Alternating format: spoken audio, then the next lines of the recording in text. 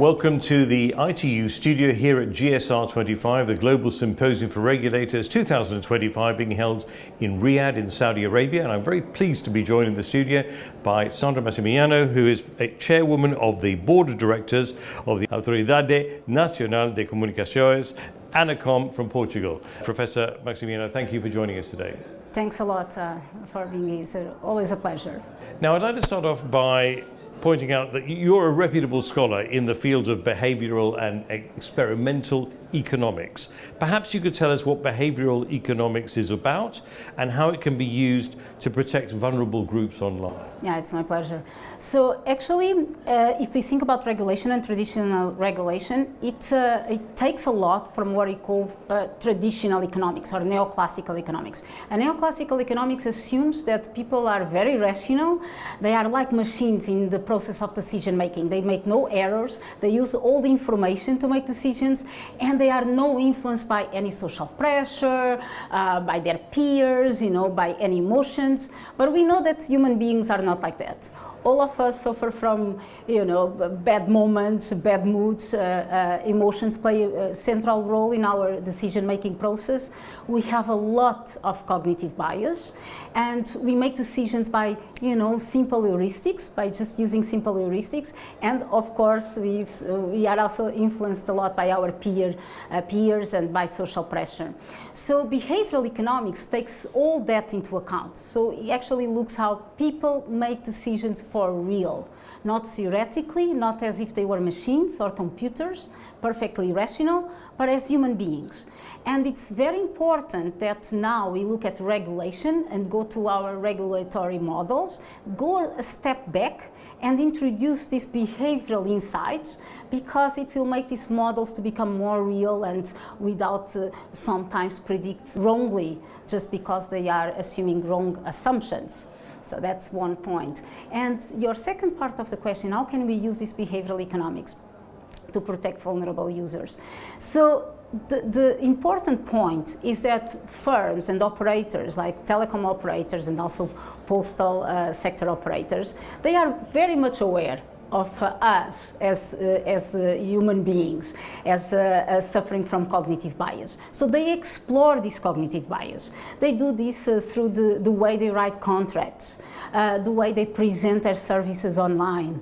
So they are taking advantage of all our cognitive bias to, of course, to maximize their profits, which is their role. But we as regulators, we have to look at the other side of the coin. So we protect users, end users, we protect consumers' welfare, social welfare. So we have now to use the same weapons to see exactly how can we use the nudges, the behavioral insights, but now for the good, let's say like that. So for instance, it's very important that we frame information online in a way that that makes people to take the correct decisions. So the operators, they do that, but in their own advantage. So we have also to play with the same tools. Another example is we should be aware that especially young people, they suffer from overconfidence. When they are overconfident, they don't take seriously like security or data privacy, and they are super overconfident, saying like nothing happens to them. We are going to live forever, and it maybe happens to my neighbor, but not to me. I'm a superhero.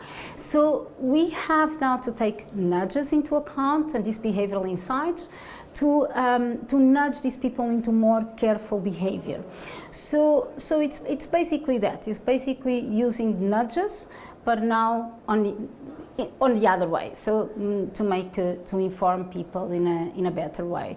Also, we should take into account, and for instance, AI, now it's going to make it firms even to explore even more what I call the economic value of these cognitive biases, because they are taking advantage of cognitive bias to sell more, and AI is going to make this cognitive bias even being more valuable.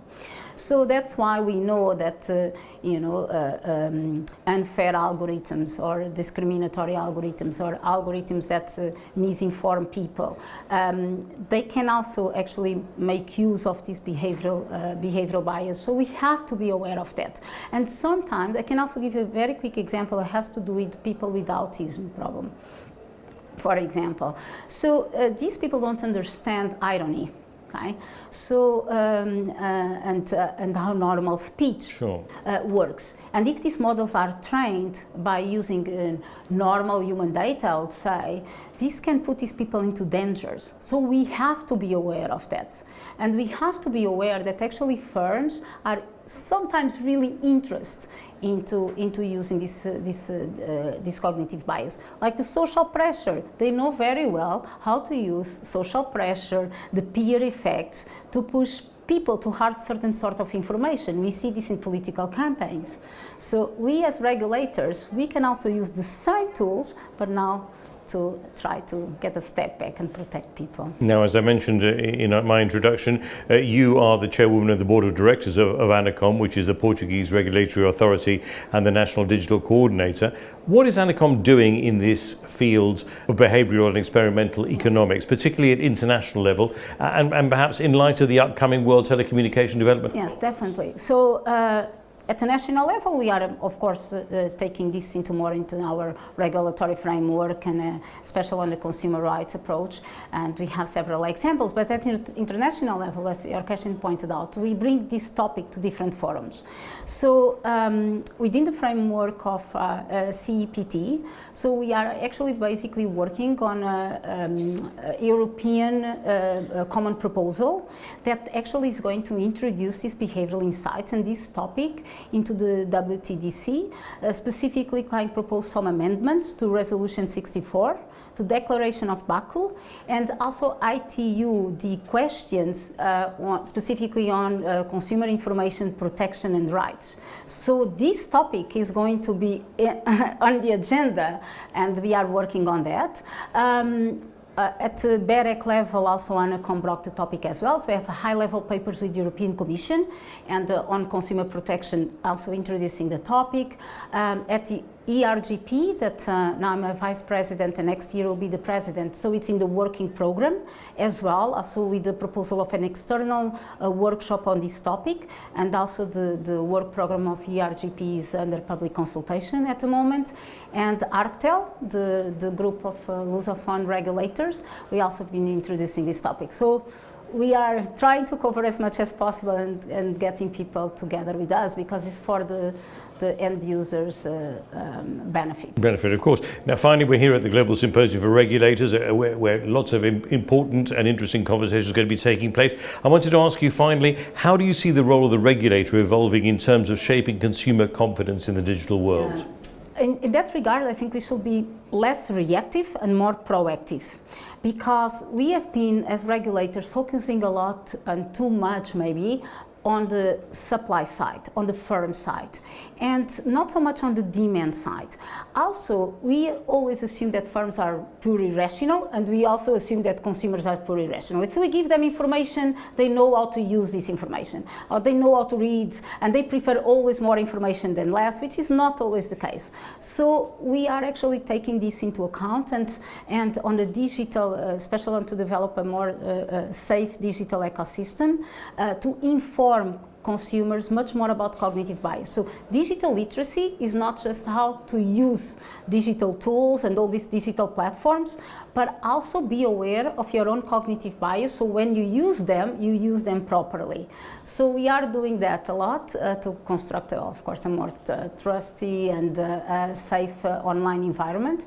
ANACOM particularly is the Digital Service Coordinator, so under the Digital Service Act, and we are working closely in cooperation with other national authorities, but also other national entities within Portugal, and trying to work in a more collaborative approach, and to see as all together can defend the end users much more in a digital context. Well, thank you very much indeed, Professor Sandra Maximiano, for sharing these valuable insights with us. Great to see you again, yes, and look forward to hopefully catching up with you again very soon. I'm sure probably at WTDC, if not before. Yes, for sure. Okay, excellent. Well, thank you very much indeed. And if you've enjoyed this interview, which I'm sure you will have, then do check out our other interviews on our YouTube channel, as well as our podcast on our podcast channels.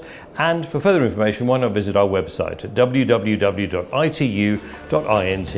Thanks for tuning in.